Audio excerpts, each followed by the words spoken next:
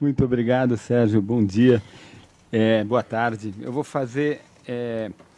essa ordem foi assim, porque eu e o Marcos, a gente trabalha junto há mais de 20 anos, que é muito difícil saber onde começa o meu pensamento, onde termina o dele e vice-versa. Então, chamar nós dois para conversar é uma coisa difícil, que a gente vai falar a mesma coisa.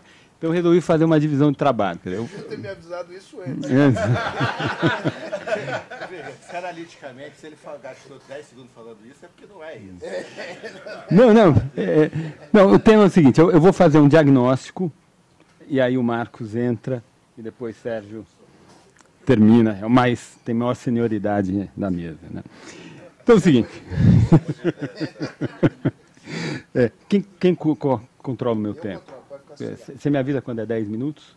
Beleza. Já está correto. Está ótimo.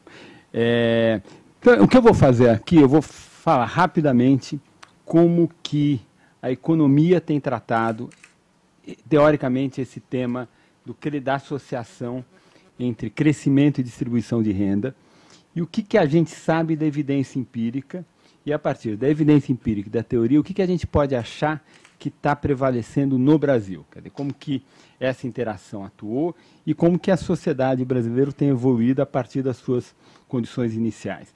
Então, tradicionalmente, na economia política, a gente tem aquele resultado famoso, né, que é o teorema do eleitor mediano. O teorema do eleitor mediano diz que numa sociedade muito desigual, o que é desigualdade? A gente pega uma fila, põe a primeira pessoa mais pobre do país do lado esquerdo e vai pondo o segundo mais pobre, até o último cara da fila é o mais rico, ou vice-versa. Faz a fila, pega um facão, corta a fila no meio, a cabecinha daquela pessoa que for cortada tem a característica que metade da população é mais rica, metade da população é mais pobre. Uma sociedade muito desigual, a renda deste cara é muito menor do que a renda média da sociedade, porque tem um monte de gente muito rica que puxa a média para cima. Então, a característica básica da desigualdade é uma renda mediana, que é esse cara lá da beiuca no meio da fila, muito menor do que a média. Em processos eleitorais, esse cara vai votar por transferência. Né? Essencialmente, em geral, o crescimento econômico, e a gente viu isso no Brasil ao longo de décadas, não é uma maré que levanta todos os barcos. Né? Como os barcos são distintos, o crescimento econômico tem um impacto muito diferente entre as pessoas que estão mais aparelhadas para se beneficiar do crescimento e aquelas pessoas que, por motivos históricos, não estão aparelhadas. Então, nessa sociedade muito desigual, em que a renda mediana é muito inferior à renda média, o processo eleitoral gera uma enorme demanda por aumento de carga tributária e aumento de transferência. Essa é a previsão da teoria. Essa teoria, inicialmente, lá pelos anos 80, ela foi formulada para entender a esclerose da social-democracia europeia, e ela falhou fragorosamente. Quer dizer, para a esclerose da social-democracia europeia, parece que essa narrativa não é uma boa historinha. Por quê? Porque essa teoria prevê que a carga tributária vai ser maior nos lugares que crescem menos. Né? Carga tributária nos lugares mais desiguais. É muito desigual, a carga tributária vai ser muito grande, como carga tributária vai ser muito grande, o incentivo à atividade produtiva, a acumulação de capital vai ser menor, portanto, ela previa uma relação entre carga tributária muito elevada, baixo crescimento e desigualdade. E na Europa não se observa isso. Na Europa não existe essa associação entre desigualdade alta e carga tributária elevada. Pelo contrário, na Europa você tem uma associação entre carga tributária alta e desigualdade baixa. Esse é o mundo lá. E aí, para entender o mundo europeu, surgiram depois outras teorias que, essencialmente, rapidamente, não interessam muito a gente, porque a gente está num mundo muito diferente daquele.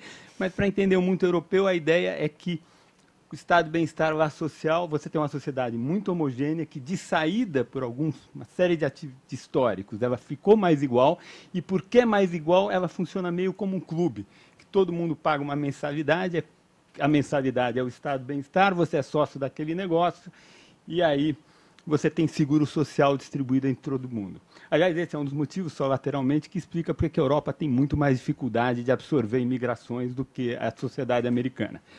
Mas para o Brasil, quer dizer, eu imagino, essa é a minha hipótese, que a teoria do eleitor mediano ela se ajusta bem. Quer dizer, no Brasil a gente tem uma sociedade muito desigual, que sempre foi uma sociedade autoritária, mesmo aqueles 15 anos de interregno democrático, lá no final do período Getúlio Vargas e antes do período militar, era uma democracia relativa. A gente sabe que a população rural não tinha uma franquia eleitoral garantida, e aquela sociedade desigual, ela se reproduziu. A gente pode dizer que o nosso experimento democrático, ele se inicia, de fato, com o que a gente chama de redemocratização, que tem a Constituição, tem o final do regime militar e tem o voto do analfabeto. Quer dizer, esses eventos que aconteceram na década de 80, que culminou com a Constituição de 88, geraram, no meu entender, uma pressão imensa sobre o Estado brasileiro, sobre a carga tributária, em função do desejo da sociedade brasileira, que foi expresso no texto constitucional, e esse desejo veio sendo referendado em todos os pleitos subsequentes, que é construir no Brasil um estado de bem-estar, talvez uma versão tropicalizada, né, Sérgio, do estado de bem-estar padrão europeu continental. Então, se a gente pegar de 92 a 2014, o gasto o gasto primário, ou seja, o gasto não financeiro da União, excluindo transferências para estados e municípios, essa rubrica aumentou de 11% do PIB para 19% do PIB. Já considerando o novo PIB, isso em 14, como o PIB vem caindo, esse negócio deve estar passando, já passou os 20% do PIB fácil. Se olhar o que pressionou esse aumento do gasto público de quase 10 pontos percentuais, gasto primário da União, não estou olhando estados e municípios. Uma sociedade que não passou por guerra é gasto social. O grosso disso, 80% mais, se eu incluir nessa conta a aposentadoria de servidor público, eu vou chegar que 85% deste aumento do gasto, em excesso ao crescimento da economia, que houve entre 92 e 2014, ele essencialmente são rubricas do gasto social, com maior ou menor legitimidade. Essa é uma discussão complexa. A gente sabe que os excessos que existem, por exemplo, o sistema de pensão por morte e outros, no Estado brasileiro, são gritantes, mas o ponto importante é que todos esses programas foram aprovados no Congresso Nacional, com eleição e tal, né? Então, me parece que a historinha da teoria do eleitor mediano, ela se ajusta um pouco para explicar o aumento do gasto público e a pressão sobre a carga tributária que houve em todo esse período. Evidentemente, essa não é a única narrativa. Acho que tem uma segunda narrativa que anda em paralelo com essa. A segunda narrativa é aquela história do Mancur Olson, né, a lógica da ação coletiva. Essa é uma narrativa mais difícil da gente entender. Mas tem alguma coisa, e a ciência política ainda não entendeu isso, a gente não entende muito bem isso, mas tem alguma coisa no funcionamento das instituições brasileiras que fazem com que nossas instituições, em particular o Congresso Nacional Brasileiro, seja particularmente sujeito às pressões dos grupos de interesse. Os grupos de interesse, a lógica da ação coletiva, que é um grupo de interesse tem muito poder quando ele se organiza para aprovar no Congresso Nacional benefícios próprios, porque o custo desses benefícios próprios é um aumento muito pequenininho da carga tributária que incide sobre todo mundo. É muito difícil defender os interesses difusos e o resultado disso é um aumento da carga tributária, um aumento do gasto público em função dos interesses de grupos da sociedade. Esse é um problema geral nas democracias, não é um problema da nossa democracia. Mas quando a gente olha a estrutura de gasto do Estado brasileiro, a renda per capita nossa, e compara com os nossos peers, a impressão que dá é que tem alguma coisa que não está muito bem compreendida. Eu já estimulei cientista político a esse tema inúmeras vezes, até agora não consegui nenhuma resposta muito boa. Já pensei um pouco se esse problema, também não tenho muito diagnóstico, mas tem alguma coisa no funcionamento do nosso sistema, eu acho que político, ou nas nossas instituições em geral, que faz com que o nosso Estado, o Tesouro Nacional, seja muito mais sujeito à lógica da ação coletiva do Mancur Olson do que outros Estados. A soma dessas duas coisas, ou seja, eleitor mediano querendo aumento de carga tributária para financiar a transferência para si, e os inúmeros grupos de pressão que existem, colocando isenções e benefícios para si, Um dia eu estava assistindo a apresentação do economista do Congresso do Senado, Marcos Mendes, que é um cara espetacular, publicou um livro, Por que o Brasil Cresce Pouco, que é maravilhoso, que é um pouco sobre isso que nós estamos discutindo agora, e ele pôs a lista de motivos que permite que indivíduos sejam isentos do imposto de renda à pessoa física. Cardíacos, câncer disso, câncer daquilo, diabetes. É uma coisa inacreditável. Se a pessoa é rica ou não tem condição, não é. Um mecanismo, ou seja, cada uma daquelas isenções teve um grupo de pressão que fez alguma pressão no Congresso Nacional e votou uma isenção e que todo mundo paga essa isenção. Exemplos como esse abundam, são imensos. E a gente tem a associação dessas duas dinâmicas, portanto, eleitor mediano, a lógica da ação coletiva, e o resultado dessas duas dinâmicas é uma carga tributária imensa, uma capacidade de poupança muito baixa do Estado brasileiro, principalmente uma capacidade de poupança que não aumenta quando a gente tem ciclos de crescimento. Isso ficou muito claro no período Lula. A gente saiu de 2003 para 2008, uma taxa de investimento que saiu de 13 e foi para 18, então o investimento aumentou 5 pontos percentuais do PIB, e a taxa de poupança saiu de 14 e foi para 15. Então, a gente saiu do início do processo com uma poupança externa negativa, ou seja, a gente estava enviando poupança de 2 pontos percentuais do PIB, e no final do ciclo a gente tinha um déficit externo de 2,5. Ou seja, essa inelasticidade, essa baixa resposta da poupança doméstica a ciclos de crescimento faz com que o nosso crescimento seja voo de galinha. Porque a situação melhora, o crescimento acelera, com o investimento a poupança não vem atrás, uma hora a gente bate alguma restrição, ou restrição do setor público, ou restrição externa, muitas vezes as duas, e a gente produz um voo de galinha.